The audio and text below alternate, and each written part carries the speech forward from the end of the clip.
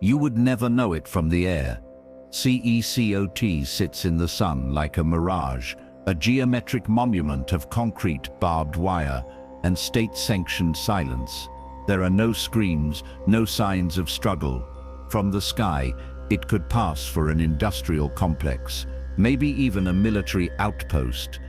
But inside is where a new kind of war is being waged.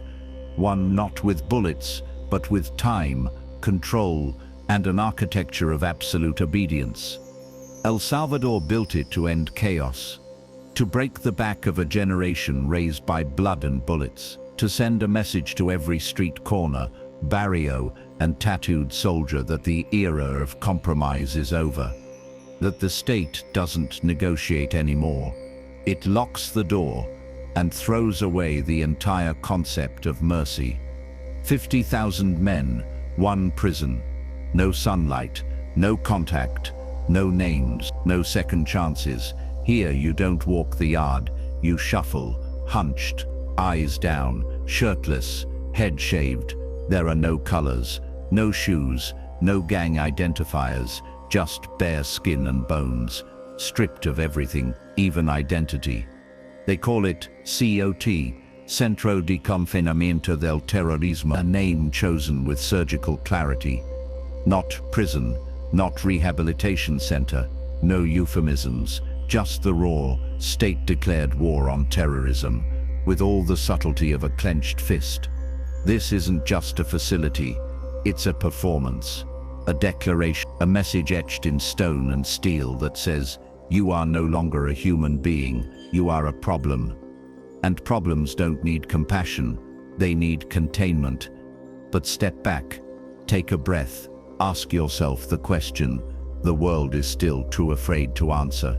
Is this justice, or is it vengeance? Is COT the final solution to the cancer of gang violence, or a dark mirror, reflecting how easily a democracy can become an iron mask? Because make no mistake, this place was born from fear.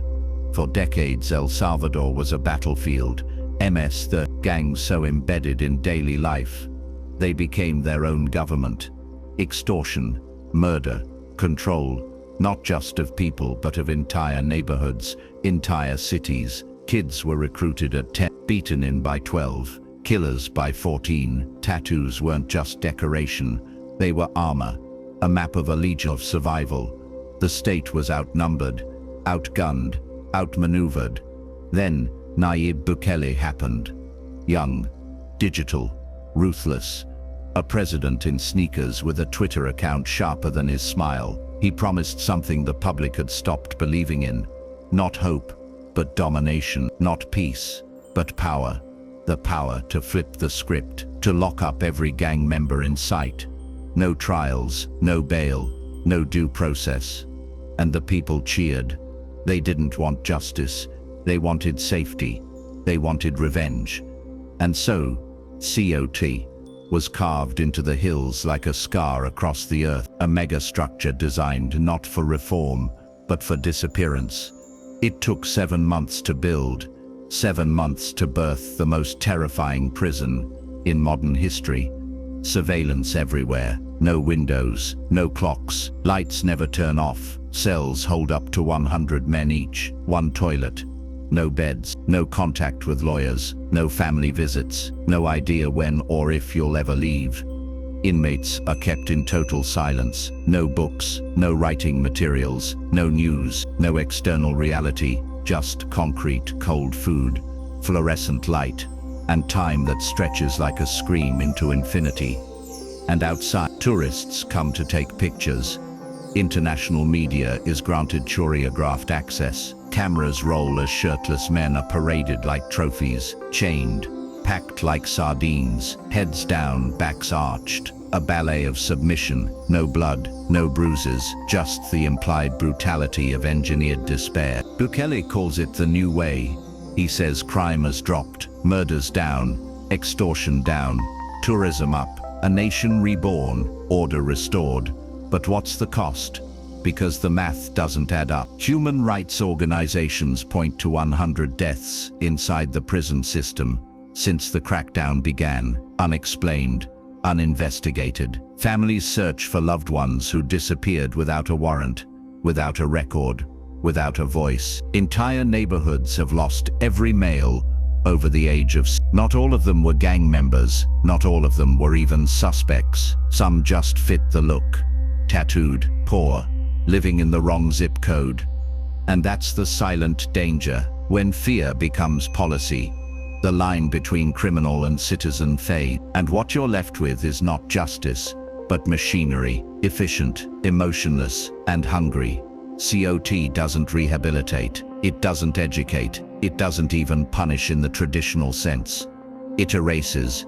It takes people and turns them into ghosts. Prisoners don't know if it's day or night. They have no idea how long they've been inside, no concept of the outside world. Some lose their minds, others go mute. Time collapses, identity withers, the human being dissolves, leaving only the number, the body, the cell. Some say that's the point, that only fear can beat fear. That to dismantle monsters, you must become one yourself, or at least build one in your image. But can you cage violence without becoming violent? Can a society build safety on the bones of its conscience? Can democracy wear a mask of authoritarianism and still call itself free? These are the questions COT forces us to ask, not just about El Salvador, but about the world. Because once a nation discovers it can trade liberty for control, the temptation spreads. Already, other governments are watching, some in admiration, others in horror, and a few in quiet preparation. Because COT isn't just a prison, it's a prototype, a glimpse into a future where punishment is perfected and compassion is phased out, where crime is solved, not through social reform, but by disappearance, where a man can vanish not just from society, but from himself, and the world applauds because the streets are quiet and the news says everything's fine. But if you listen closely, past the headlines, past the silence, you might hear the question echoing from behind those 19-inch thick concrete walls. What if peace has a body count? But let's not make this mistake. Let's not pretend CECOT was built in a vacuum. This didn't happen overnight. It didn't emerge from the minds of madmen or tyrants. It was born meticulously, quietly, in the growing shadow of a global crisis. Trust collapsing, systems faltering, and nations watching their moral compasses spin like broken needles. For years, democracies have flirted with authoritarian solutions. Just this once, they say, for the greater good. One more surveillance camera, one more law bypassed, one more person held without trial. CECOT is what happens when that flirtation becomes a full-blown relationship. El Salvador didn't lose control, it gave it away. And in return, it got numbers. Numbers that speak in headlines and silence the critics. Murder rate down 70%. Extortion nearly extinct. Street presence of gangs invisible. Tourism climbs. Foreign investment returns. Bukele's approval rating skyrockets past 90%. But what are numbers without names? How many of those imprisoned have never held a weapon? How many were arrested in midnight raids, dragged from homes without warrants, without charges, without even the dignity of being told why? In a system designed for fear, silence becomes the only currency, and those left outside, the families, the mothers, the wives, they don't protest, they whisper, they pray, they wait. Because to raise your voice in a system that celebrates control is to paint a target on your soul. Inside CECOT, men don't speak. They can't, not because of rules, but because language begins to rot in isolation. The mind needs stimulus. The soul needs meaning. But here there are no books, no colors, no conversations.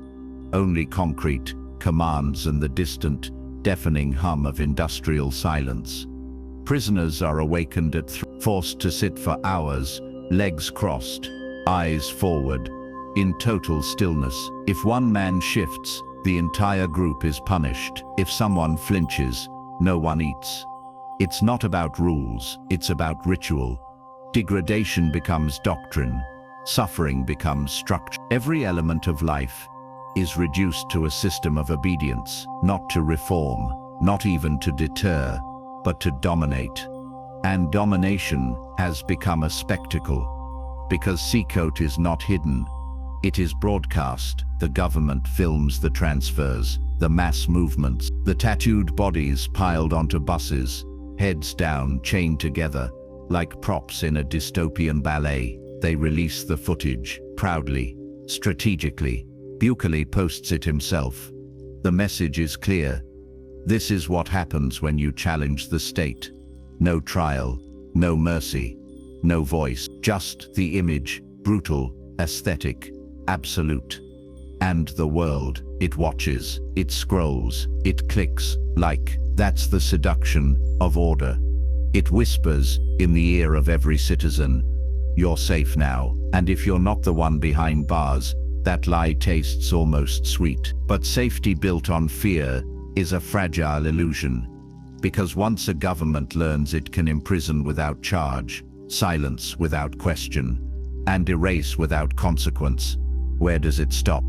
Who decides where the line is drawn? And what happens when it's your face they mistake, your voice they silence, your life they reduce to a cell with no name? You don't need to be a criminal to disappear in a system like this. You only need to be inconvenient. And so the prison grows, not in size, but in influence. Already politicians across Latin America praise the model. Leaders in Honduras, Guatemala, and even further north have whispered admiration for CECOT's efficiency. They say it's the future of crime control. But is it? Or is it the past, reborn in digital clothing? Because make no mistake, the machinery of CECOT is ancient. The aesthetics are modern, but the bones are medieval. Solitary confinement, collective punishment, mass detainment, suppression of speech, removal of rights. These are not innovations. These are echoes of regimes who believed control was virtue, of governments who sacrificed humanity on the altar of fear. And history remembers them, not as saviors, but as warnings. The facade of modernity, the drones, the biometric scanners, the concrete polished to surgical perfection, it fools many. But peel back the surface, and what you find is not progress, but regression. A return to cages, a return to silence, a return to the idea that some people are simply unworthy of being people. And that's the quiet horror of CECOT. Not just what it does, but how easily it's accepted, how quickly the world looks away, how comfortably society sleeps, knowing the monsters are locked away, without asking who gets to define the word monster. But let's be brutally honest. CECOT isn't just a reflection of El Salvador, it's a reflection of us, of what we're willing to tolerate, of what we secretly crave. Because for all our speeches about human rights, due process, and redemption, there is a darker current running beneath modern civilization. The fantasy of the clean solution, the easy fix, the magic bullet that ends violence with a locked door and a loaded gun. And CECOT feels like that fantasy made real.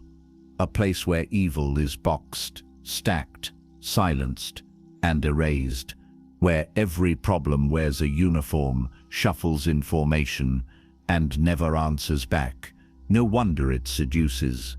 No wonder governments applaud and citizens sleep better, because it offers the illusion that you can solve chaos by engineering silence, that you can solve crime by building a box, that you can erase violence by erasing the violent. But here's the truth no one dares say out loud. Violence isn't a disease you catch.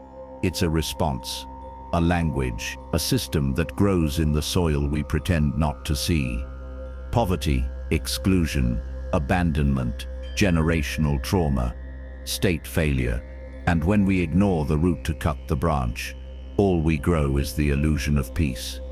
El Salvador didn't start with CECOT, It started with neglect, entire communities left without schools, jobs, hospitals or hope. Boys who saw prison as inevitable and murder as survival. Girls who grew up burying brothers before they were old enough to vote. And then when those children grew up into killers, we asked, how could they? We didn't ask, why did we let them? So instead of fixing the soil, we built a vault. And we celebrated it. Because nothing sells like a strongman with numbers. Nothing wins like a politician who makes fear feel like victory. But this isn't victory. It's anesthesia. It numbs the pain without healing the wound. And while the world watches Bukele as a genius, a savior, a disruptor, there are those who whisper another word: authoritarian. Because the prison is just the beginning. Once a government learns to silence 50,000 people without protest, what's to stop it from silencing 500,000? And when the line between criminal and critic disappears, who gets locked up next? Already, journalists in El Salvador are under surveillance. Courts are being stacked. Opponents are being painted not as rivals, but as threats to security. And in a nation where security now means obedience, dissent becomes treason. The concrete of CECOT isn't just holding bodies, it's setting precedent. And the precedent is this: power works, fear works, efficiency, even when brutal wins elections. And if the world doesn't object, if the world keeps praising the results while ignoring the methods, then the methods will spread. Because they're cheaper than justice, faster than education, and infinitely more photogenic. A prison like CECOT doesn't just hold criminals, it holds a philosophy. One that says safety is more important than rights, order more important than compassion, results more important than morality. And philosophies are contagious. Already, echoes of CECOT's model appear in rhetoric across continents. Leaders in crisis say, look what Bukele did. Mayors in cities plagued by crime whisper, what if we had something like that? And slowly the world shifts. Not with screams, but with silence. Not with tanks, but with algorithms. Not with coups, but with blueprints. Because the new authoritarianism doesn't announce itself. It builds prisons that look like hospitals. It sells oppression in the language of protection. And it doesn't need to kill you. It only needs to erase you. That's the genius of CECOT. It doesn't spill blood. It spills memory. It buries people alive, in concrete and silence, and statistics, until the rest of the world forgets they were ever anything more than a number. And the most terrifying part, it works. For now, crime is down. Fear is down, tourism is up, investment flows. But peace without justice is a lie in waiting. Because fear never dies, it mutates, it adapts. And when a system built on control begins to crack, when the silence breaks, when the lights flicker, when the doors eventually open, what walks out may not be reformed. It may be something worse, something born not just from violence, but from total erasure. Because if you take a man, strip him of identity, time, voice, name and dignity, what you've created is not safety. What you've created is a ghost. And ghosts do not forget. But ghosts have a peculiar memory. They don't scream, they haunt. Not in noise, but in presence. In the empty chair at the dinner table, in the child who asks where his father went, in the silence that follows questions no one dares to answer. This is what CECOT leaves behind. A generation not just of imprisoned men, but of orphaned identities, of families suspended in limbo, living with absence more than grief. Because grief needs closure, and CECOT offers none. There are no funerals for the disappeared, no trials to explain the sentence, no records to argue, no hope to nurture. Just a van in the night, a door kicked in, and a life rewritten as threat. And what does that do to a country's soul? What happens to a society when law becomes theater and fear is dressed up as reform? The answer is not immediate. It unfolds in the cracks of time, in the way children learn to whisper in their own homes, in how neighbors stop making eye contact, in the silence that settles over communities that once sang, fought, hoped. This is the slow erosion of freedom, not through violence, but compliance. People stop asking questions, they stop remembering how to resist. And the architecture of control doesn't need bullets anymore. It has habit, and fear, and forgetfulness. But let's return to those still inside. Those men, some guilty, many untried, a few perhaps innocent, who now live in a kind of living death. You see, prison is supposed to be time. Time to reflect, time to reform, time to return. But at CECOT, time loses meaning. There are no books, no clocks, no names. Days bleed into each other. Lights stay on. Sleep becomes fractured. Thought becomes fog. And the mind begins to collapse. Psychologists call it sensory deprivation. Neurologists call it degradation of cognitive schema. But you don't need science to understand what happens when a person is stripped of all stimulation, all contact, all choice. You just need to look into their eyes, if you're ever allowed to. Men in CECOT forget their own birthdays. They forget their children's faces. They forget how long they've been there. They lose language. They lose hope. Some even lose the will to live. Not by suicide, but by a slow internal extinction.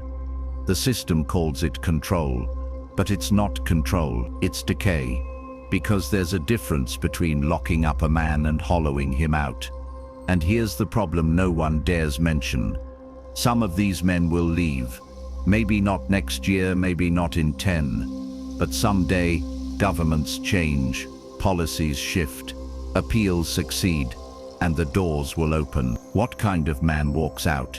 Not reformed, not healed, but shattered, stripped of humanity, trust, empathy, replaced by paranoia, rage or emptiness. And we will call him a danger. Again, as if we hadn't manufactured it. This is the loop of cruelty. We create monsters, then punish them for existing. And in the meantime, CECOT becomes legend. To some, it is the fortress that saved a nation. To others, it is the tombstone of a democratic experiment. But in every myth, there's a cost. And here the cost is invisible, not in money, not in steel, but in silence. The silence of mothers afraid to speak, the silence of lawyers denied entry, the silence of journalists intimidated into quiet, and most dangerously, the silence of a world that knows and looks away. Because CECOT is not a secret. It is public, proud, promoted. And yet, the outcry is small, too small. Perhaps because we are tired of chaos, tired of headlines soaked in blood, tired of injustice without answers. So when a leader rises with certainty, when he builds a cage and calls it peace, we hesitate to question. We confuse control with competence. We mistake silence for stability. But history warns us, in ashes, in monuments, in memories, that peace built on suppression is not peace. It is pressure. And pressure always finds a fault line. Always. And so it spreads. Not with tanks, not with revolutions, but with headlines, handshakes and hashtags. COT has become more than a prison. It's a blueprint, a product, a political export. And like all successful products, it now has imitators, eager buyers, waiting markets. Around the world, leaders take note. In countries where crime spirals and institutions falter, where the public has lost faith in justice and patience for reform, the temptation grows. They see the numbers, not the methods. They see the optics, not the ethics. And they begin to ask, why not us? Why not build our own CECOT? Why not bypass the slow grind of justice for the instant gratification of control? Why not silence problems before they speak? And just like that, the idea metastasizes. In Asia, new laws tighten grip under the banner of security. In Africa, opposition voices vanish behind accusations of destabilization. In Eastern Europe, surveillance expands while prisons modernize, not to rehabilitate, but to isolate. And everywhere the same language. We are protecting you, we are restoring order, we are removing threats. It's always the same promise, security, and always the same trade, your rights. Because CECOT didn't invent authoritarianism, it just rebranded it. It made it sleek, efficient, camera-ready. A dictatorship with better lighting and stronger Wi-Fi. And now, the infection spreads, not like a virus, but like a software update. A quiet patch to the global operating system of power. But let's not pretend the West is immune. Even in so-called liberal democracies, the signs appear. Mass surveillance justified by terrorism. Police militarized, protesters labeled as extremists. Journalists investigated, whistleblowers silenced. And always the same excuse: security. It's a global seduction because fear is universal. And when fear becomes policy, freedom becomes conditional. We begin to accept things we once swore we'd never tolerate. We begin to applaud strength over integrity. We begin to measure justice not by fairness, but by efficiency. And then we stop noticing the cages, because they don't look like cages anymore. They look like progress, like safety, like peace. But peace at what cost? A world modeled after CECOT is not a world where evil is gone. It's a world where dissent is dangerous, where nuance is erased, where people are not corrected, they are deleted. And when deletion becomes the norm, no one is safe. Because the criteria will always change. Today, it's gang members. Tomorrow, it's protesters. Next year, it's journalists. Next decade, maybe just those who think too much, speak too loud, question too often. And the scariest part, it won't feel like tyranny. It will feel like Tuesday. Just another day in a world where prisons are permanent and rights are optional, where silence is safety and fear is policy, where children grow up knowing only obedience, not justice, where the future is not built but managed, tightly, sterilely, without soul. CECOT may have begun in El Salvador, but if we're not careful, it may end with all of us, not behind bars, but behind blinders, convinced that safety is worth anything, even everything. And now we return not to the numbers, not to the walls, but to the silence in between. The silence of those who have lived your code, who have breathed its recycled air, who have forgotten what night looks like, who have stepped back into the world and no longer recognize it. Some of them survived, physically. But when you speak to them, if they speak at all, what you hear is not recovery. You hear absence, voices that used to carry laughter, anger, grief, now reduced to slow monotone. Hands that once created, fought, protected, now tremble with memory they can't process. These are men who have not returned to society. They've re-entered a world that moved on without them. A world that still fears them. A world that cheered when they disappeared. And yet, some tell their story. They speak, haltingly, about days spent staring at a single crack in the wall. About the moment they forgot their own mother's voice. About the dreams that always end the same way, with the lights never turning off. One man said he started talking to the ants that crawled into his cell. Another tried to dig a tunnel with a spoon he sharpened on his own teeth. A third simply stopped talking for months because there was nothing left to say. These are not stories of guilt or innocence. They are stories of being unmade, because CECOT doesn't correct behavior. It deconstructs identity. And when the system is done with you, there's nothing left to re-enter. No job will take you. No neighbor will look you in the eye. No family knows how to receive you. You are back, but you are not home. And then there are the guards, the men paid to enforce the silence, to supervise the ritual. Some of them believe in it, truly. They call themselves warriors against evil. But others quietly, after a few drinks, away from cameras, admit the toll. They speak of the emptiness, of the fear that one day they too might become inconvenient, of the nights they wake up reaching for a baton they no longer carry. One said, "You can't spend that long staring at another man breaking and not start to see yourself." Even architects of the system carry the scars. The engineer who designed the ventilation system says he can no longer enter basements. The cook who prepared the same rice and beans for months can't eat anything without tasting metal. The bureaucrat who signed the first transfer orders now leaves his television on at all times, terrified of silence. Because silence, once weaponized, becomes a virus. It spreads, and it never leaves. So where does this end?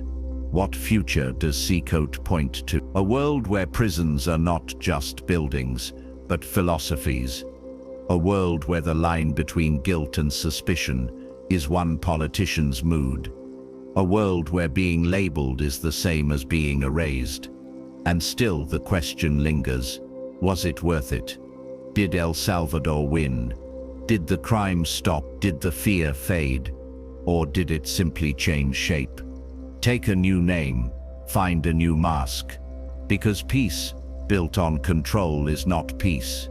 It is pause, and pauses end. The real question isn't whether CECOT is the harshest prison on earth. The real question is, what part of us wanted it to be? What darkness inside us cheered as others were silenced? What desperation allowed us to trade justice for results? And most terrifying of all, what happens when we begin to forget we made that choice? CECOT will stand for decades. Its walls won't crumble. Its silence won't break. Its purpose won't shift. But the world watching it must. We must. Because if we don't, one day we won't need prisons anymore. We'll become them, all of us, locked inside systems of our own silence. Policed not by guards, but by our own fear of speaking, of feeling, of remembering. And that would be the final sentence. Not theirs, ours.